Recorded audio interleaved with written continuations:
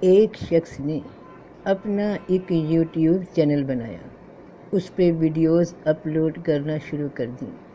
اس کا بیسک کام یہیں تک تھا۔ یوٹیوب چینل بنانا اس کی خواہش تھی، اس کا شوق تھا یا اس کی ضرورت تھی۔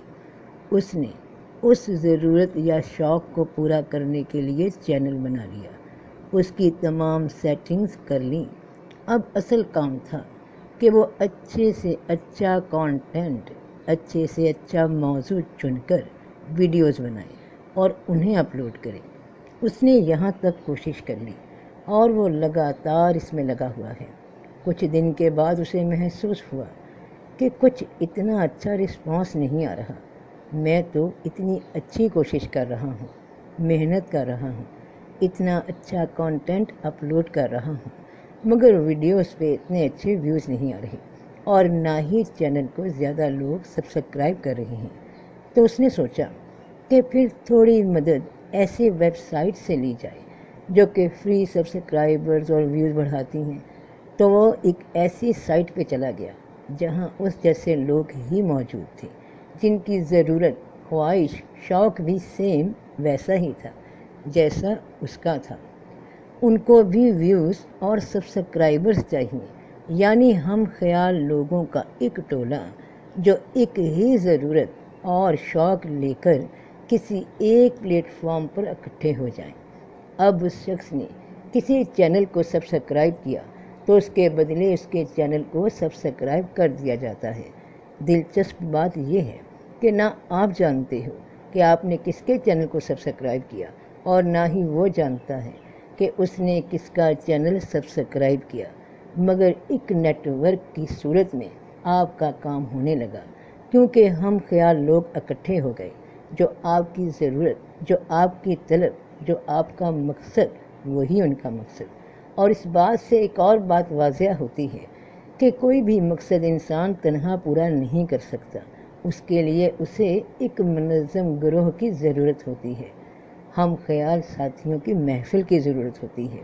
اور ٹھیک اسی طرح جب انسان کے دل میں کوئی روحانی عمل سیکھنے کا شوق اٹھتا ہے تو وہ اس کو پورا کرنے کے لیے کوشش میں لگ جاتا ہے، جتنا اس کے بس میں ہوتا ہے وہ کرتا ہے۔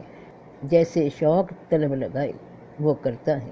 وہ پہل سنی سنائی ہدایات پہ عمل کرتے ہوئے مراقبے یا ٹیلی پیتھی کی مشقوں کے لیے ایک وقت مخصوص کرتا ہے، روزانہ مقرر وقت پہ ان مشقوں کو پورا کرتا ہے۔ گویا اس نے چینل کا کانٹینٹ اپلوڈ کرنا شروع کر دیا۔ اب رسپانس اس طرح نہیں مل رہا، لگتا ہے کہ کچھ نتیجہ شو نہیں ہو رہا۔ تو اب ایسی کون سی ویب سائٹ ہے جہاں آپ جیسے طلب لیے لوگ موجود ہوں؟ کیونکہ اگر وہ موجود ہوں گے تو ہی آپ کا کام پورا ہوگا، ورنہ ادھورا ہوگا، کیونکہ تالی ایک ہاتھ سے نہیں بجتی۔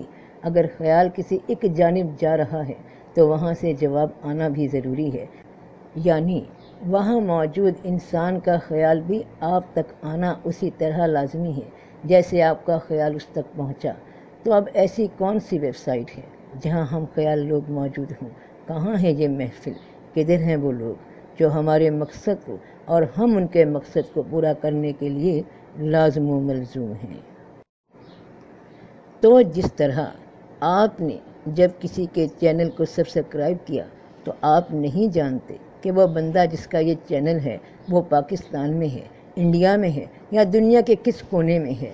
بس آپ نے اس کی ضرورت کو جواب دیا اور اس کے بدلے میں کسی اور ہم خیال نے آپ کے چینل کو دنیا میں کسی بھی ملک یا شہر میں بیٹھے رسپانس دیا، یعنی ایک سلسلہ، ایک نیٹ ورک متحرک ہوا۔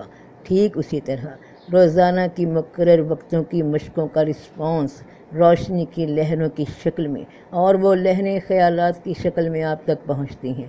جب آپ ٹیلی پیتھی یا مراقبے کے دوران کوئی واردات یا آواز یا کوئی مشاہدہ دیکھتے ہیں تو صرف آپ وہ مشاہدہ نہیں کر رہے ہوتے، بلکہ جو دھیان آپ لگائے بیٹھے تھے اس کے سگنل، اس کی روشنی کی لہر کسی ایسی دوسری لہر سے ٹکرائی جو ٹھیک آپ کی طرح اس وقت اسی مقرر وقت میں کوئی روحانی باطنی مشق میں مصروف تھا۔ دونوں کا مقصد ایک تھا، وہ مقصد فضا میں خیال کی روشنی کی شکل میں پھیلا اور پھر لہر نے لہر کو جواب دیا۔ مراقبے کے دوران بہت سے رنگ، بہت سے نظارے، مشاہدے دکھائی دیے، اور پھر جب نظر، دماغ، آواز، سوچ بند ہوئے تو محویت کی کیفیت چھا گئی۔ ایک لمحے کو بھول گیا اپنا آپ بھی، کیونکہ وجود اس لہر میں اتر گیا۔ جب ہم کسی کو آواز دیتے ہیں تو آواز ہی ہماری پہچان ہوتی ہے کہ فلاں شخص ہے، اس کی آواز ہے، گویا وہ وجود آواز میں اتر گیا۔ تو جب تم اس سفر کا شوق دل میں رکھے ہو، تم نے ابتدائی تیاریاں کر رکھیں، اب عمل بھی ہے مگر نتیجہ محسوس نہیں ہو رہا، تو بس اتنا کرو کہ جس وقت روحانی مشق میں ہو تو اپنی آنکھوں کے درمیان آنکھیں بند رکھے ہوئے دیکھتے جاؤ۔ یہ وہی مقام ہے، یہ وہی جگہ ہے جہاں رات کو سوتے وقت آنکھیں رک جاتی ہیں اور موت کے وقت یہیں سے روح پرواز کرتی ہے۔ یہی آخری مقام، جب آنکھیں موت سے پہلے بند ہو رہی ہوتی ہیں اور سامنے کی سمت دیکھ رہی ہوتی ہیں اور آنکھوں سے جان نکل جاتی ہے۔ بس یاد رکھو کہ تم اکیلے نہیں ہو، تمہاری طرح اور بھی ایسے لوگ موجود ہیں جن کی موجودگی تمہیں اپنے مراقبے یا ٹیلی پیتھی کی مشقوں کے دوران خیالات کی صورت میں محسوس ہوتی ہے۔ تم سمجھے کہ یہ تمہارا خیال ہے، تمہارے اندر سے آیا نہیں، یہ خیال باہر کا ہے، باہر سے آیا۔ بس اس نیٹ ورک کے تار جڑنے کی دیر ہے تو واقعات، مشاہدات بدلنے شروع ہو جاتے ہیں، اور وہ نیٹ ورک کی تاریں تب جڑتی ہیں جب روزانہ اس دروازے پہ دستک دی جاتی رہے۔ لازمی طور پہ وہاں سے دستک کا جواب آتا ہے، اور پھر بات اور پھر راز کھلنے لگتے ہیں۔ تو سب کا بھلا، سب کی خیر، جیتے رہو بہن بھائیوں، بیٹے بیٹیوں، فی امان اللہ۔